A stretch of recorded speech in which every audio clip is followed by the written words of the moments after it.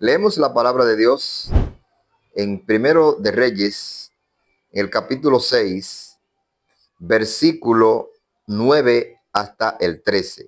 Labró pues la casa y la terminó y la cubrió con artesanados de cedro. Edificó asimismo el aposento alrededor de toda la casa, de altura de 50 codos, el cual se apoyaba en la casa con madera de cedro. Y vino palabra de Jehová a Salomón diciendo: con relación a esta casa que tú edificas, si anduvieres en mis estatutos e hicieres mis decretos y guardares todos mis mandamientos andando en ellos, yo también cumpliré mi palabra que hablé a David tu padre, y habitaré en medio de los hijos de Israel, y no dejaré a mi pueblo Israel. Salomón estaba construyendo el templo que David había soñado para Dios. Un templo donde el pueblo podía reunirse con Dios. Realmente, cuando él estaba construyendo el templo, él oró y dijo: yo sé, Dios, que tú no habitas en templo hecho de mano, porque no hay casa en la tierra que pueda contener tu gloria. Pero era un lugar donde el pueblo podía contemplar la gloria de Dios y podía encontrarse con Dios. Y vemos que las descripciones que nos dan estos capítulos de Primero de Reyes, capítulo 6 hasta el capítulo 9, este es un templo maravilloso, un templo en oro, de piedras preciosas, bien adornado, bien adecuado para la majestad y la grandeza de Jehová en Israel. Dice que David había provisto muchos materiales para la construcción de ese templo, porque era algo que él había soñado. Y ahora vemos que Salomón está dedicado a la construcción de ese templo. Ese templo tenía también habitaciones para los sacerdotes y la casa real. Y dice que mientras estaba construyendo ese templo, Dios le habló a Salomón y le dijo que tenía que andar en sus estatutos, no apartarse de Dios, para que Dios bendijera ese lugar y pudiera habitar con ellos. Más adelante nos dice que si ellos se apartaban de Dios, si ellos descuidaban a las viudas, a los huérfanos, al extranjero, dice que esa casa sería destruida, como en efecto posteriormente sucedió. Nosotros sabemos que Salomón era el rey de una teocracia. Es decir, Israel era tanto una nación política como una nación religiosa. Lo religioso y lo político eran inseparables en Israel, porque se entendía que el rey era el representante de Jehová, es decir, que Jehová gobernaba a través del rey. Por eso cuando leemos en Primero de Reyes capítulo 2, dice que Salomón se sentó en el trono de Jehová, en lugar de su padre. Es decir, en Israel se entendía que el rey era el representante de Dios. Claro, y las otras naciones también entendían que sus dioses eran los que realmente gobernaban y ponían un rey como representante de ese Dios. Por eso muchas veces cuando se iba a la guerra, era una guerra donde se entendía que los dioses peleaban y que el ejército que ganaba era una señal de que su Dios era más poderoso. Y eso hizo que muchas veces la gente se confundiera pensando que sus dioses eran más poderosos que Jehová. Porque Jehová, o Yahweh, como dicen algunas versiones, muchas veces permitía que su pueblo fuera humillado por los extranjeros, por naciones enemigas, para castigarlos, para disciplinarlos. Y es importante entonces lo que vemos aquí. Y es que Dios viene y le habla lo que realmente a él le interesa. Dios no está interesado en tener una casa lujosa, en tener muchas piedras preciosas, en tener mucho oro. Dios está interesado en una verdadera adoración.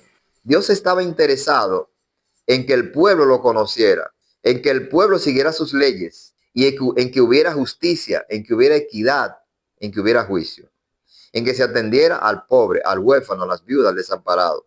Y cuando él terminó la casa, en el capítulo 9, volvió a repetirle lo mismo. Y de ahí nosotros podemos entender que el hombre, como Dios le dijo al profeta Samuel, el hombre se impresiona con lo que está delante de sus ojos, pero a Dios no le impresiona lo que le impresiona al hombre.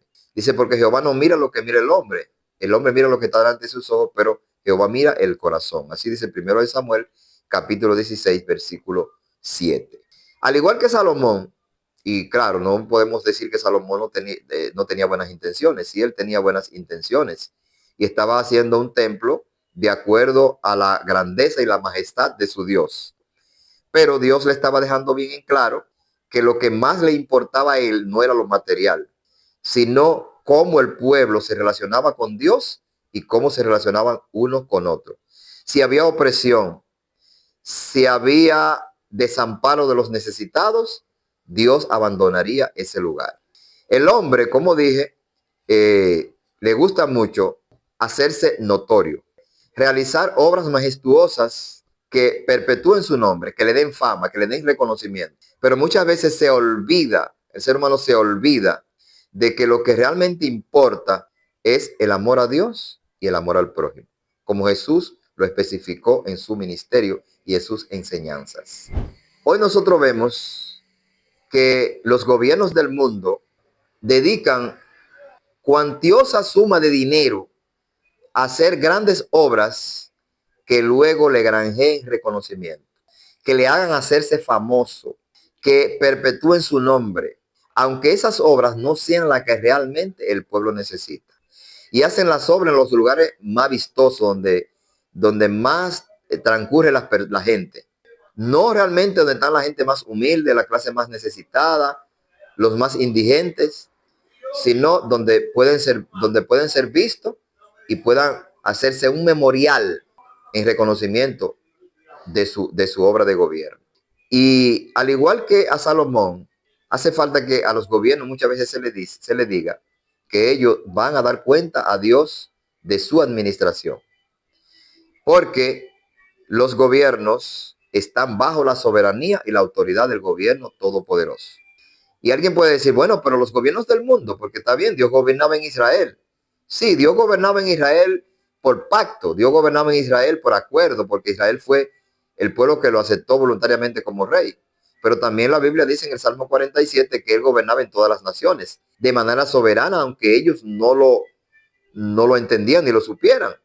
Tanto así que en Segundo de Reyes, capítulo 5, versículo 1 y 2, dice que Naamán era un general por medio del cual Jehová había dado salvación y victoria a Siria, una nación que no era de Dios. Es decir, el gobierno soberano de Dios abarca todas las naciones.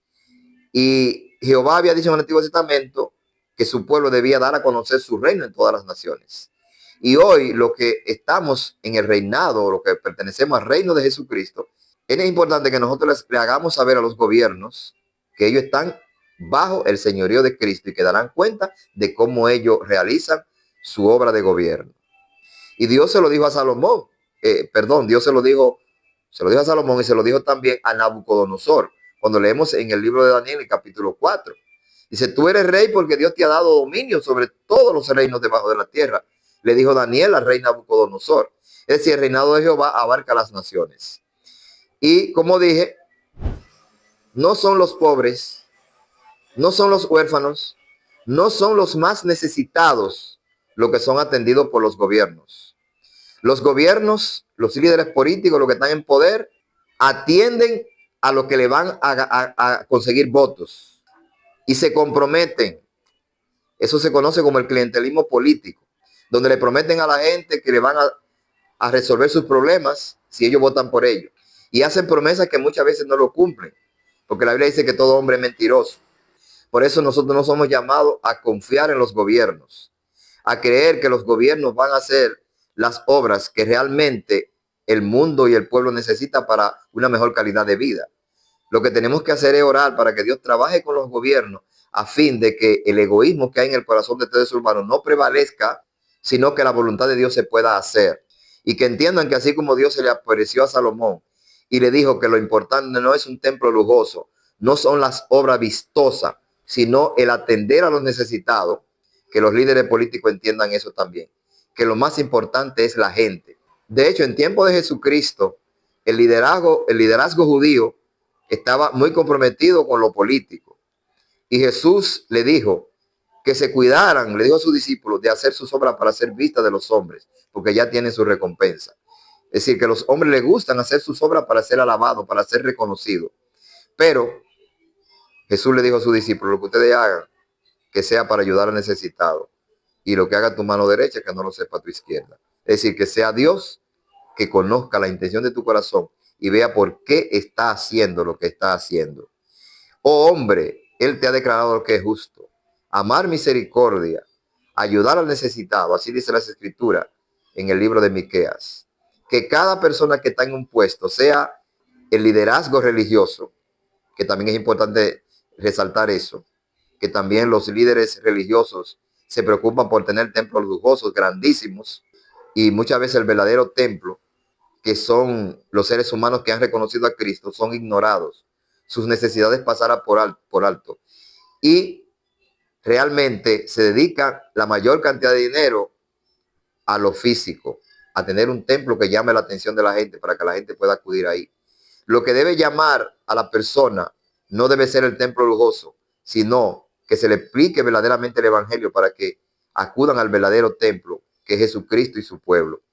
Predicarle el evangelio a las personas, de que se entienda que el ser humano está condenado, de que no hay manera que pueda librarse por sí mismo de la condenación, que el juicio de Dios es una realidad y que la única manera de escapar de ese juicio es a través de la justicia perfecta de nuestro Señor Jesucristo. Los líderes religiosos y los líderes políticos, en su gran mayoría, no están dedicados a atender a la gente. Están dedicados a hacer obras que llamen la atención para ser reconocidos y que en las próximas elecciones voten por ellos. Y para eso ellos le dan cuantiosa suma de dinero y ayuda a sus seguidores, aunque estos no sean los que más necesitan. Esto es un mundo injusto. Con eso no estamos diciendo que los que están en un puesto político, todos son, que somos mejores los que no estamos allí. No, todos somos pecadores por igual.